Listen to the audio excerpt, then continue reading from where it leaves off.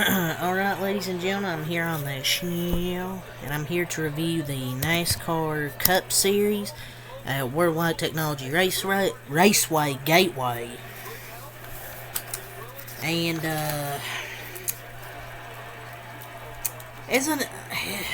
it was about an average race, in my opinion, like a pretty average race, if you look at it.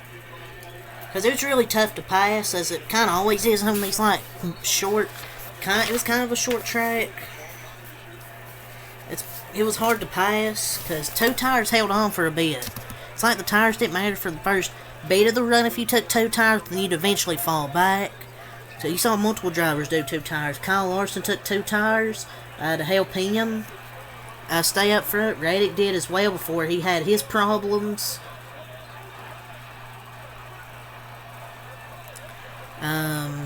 A bunch of drivers took two tires to try and help themselves get track position. It would help for a little bit, but then the tires would eventually fall off to two tires and you just couldn't hold on to it anymore.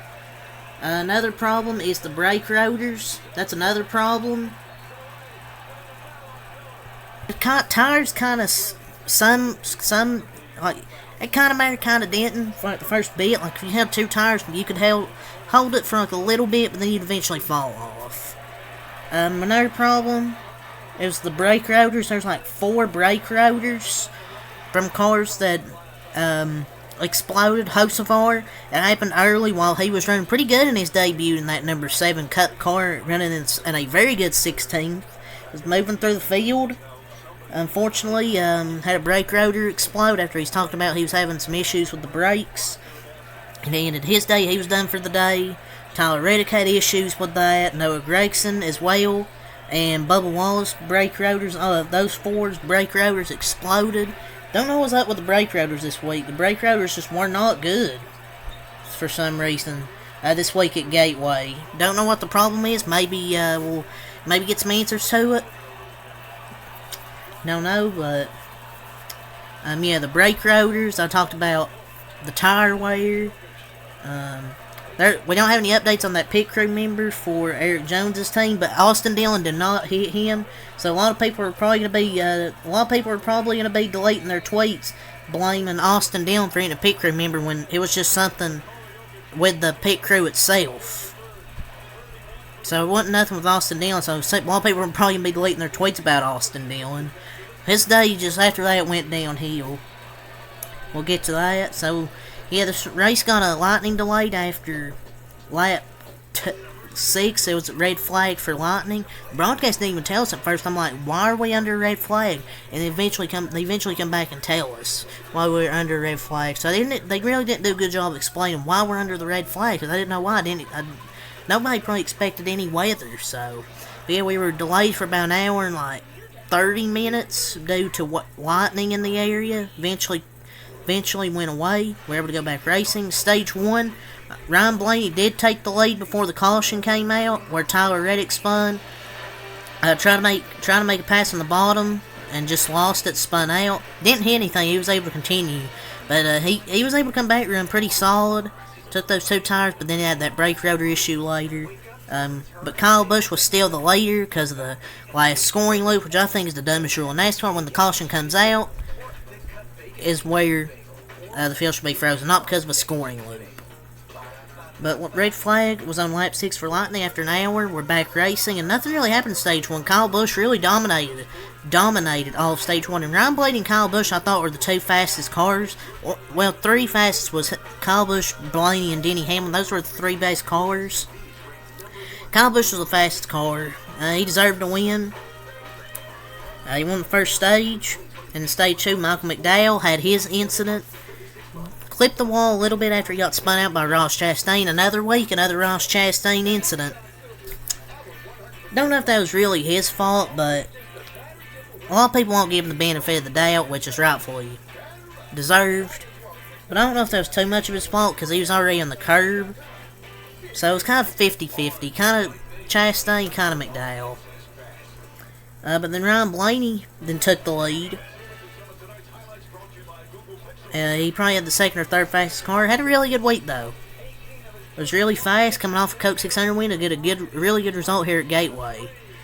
And Carson Hocefar's crash we mentioned had a really good run going up to 16th. Really unfortunate for Hocefar's. I think he would have got a really good result today. I really do. Because he's already up to 16th. He's already showing some good potential.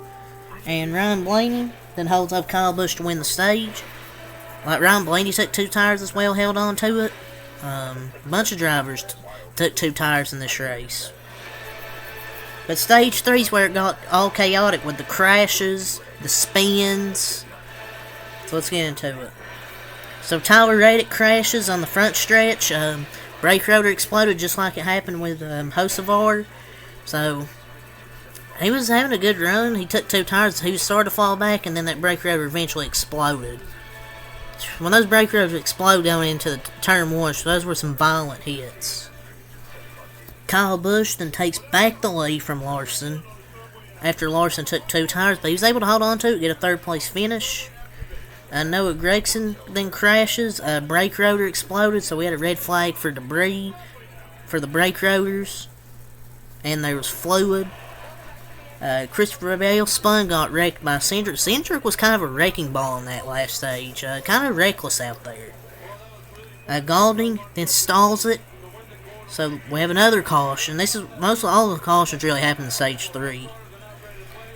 Stenhouse and Austin Dillon crashed, so we had a red flag to fix the wall. Cindric kind of did right hook Austin Dillon right there.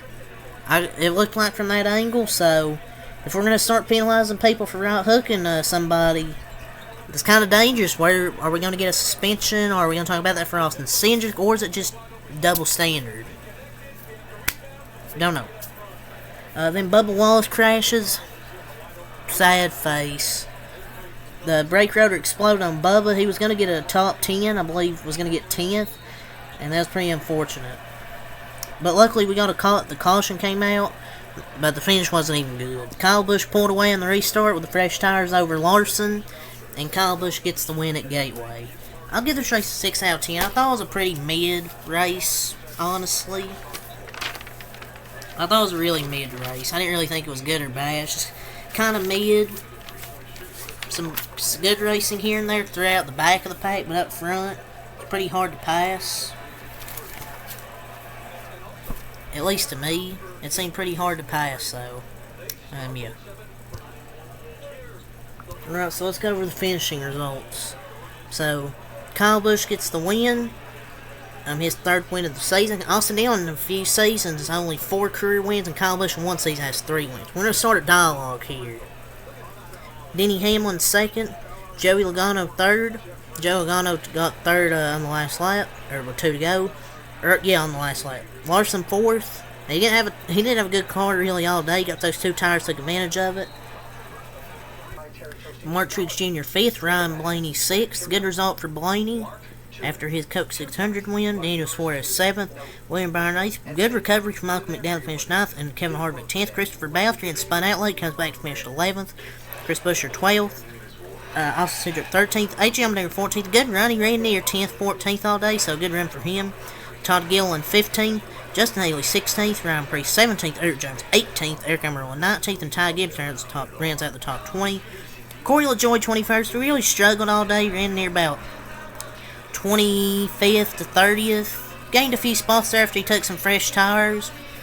But I'm not going to crap on him too much. I was like, air quotes, Corey LaJoie needs a better ride as like kind of a joke. The dive just hasn't been good on ovals like all season, but I definitely expect a better in 21st. But I think people set their expectations too high because it was a Hendrick car. It's just the 9 car they just haven't put in good setups. They haven't qualified practice or raced that well this whole season. So I think people set their expectations too high. Like he was going to win or get a top 5. It wasn't going to happen. Ross Chastain 22nd. I don't know what's going on with that one team. They've been really off the last few weeks. I'd like to see some better performance for Ross Chastain. Harrison Burton 23rd, J.J. Yaley 24th, Ty Dillon 25th, Alex Bowman 26th. Do not know what happened to Alex Bowman late in this race. Somehow I feel like 26th. B.J. McLeod 27th, Brad Keselowski 20th. Had it really issues all day with the engine, but he came back to finish 28th. Greg Olin 29th, and Bubba Walls rounds the top 30. Austin Dillon 31st, Ricky Seals Jr. 32nd, Noah Gregson 33rd, Briscoe 34th after he had pieces from Hocevar's car going to his radiator, and he was like 48 laps down. Tyreek 36th around the field, 35th Tyler Rick around the field, 36th in last place is Carson Hocevar. So yeah, that's all I have to say for this video. Since next time, I have a lot. Peace.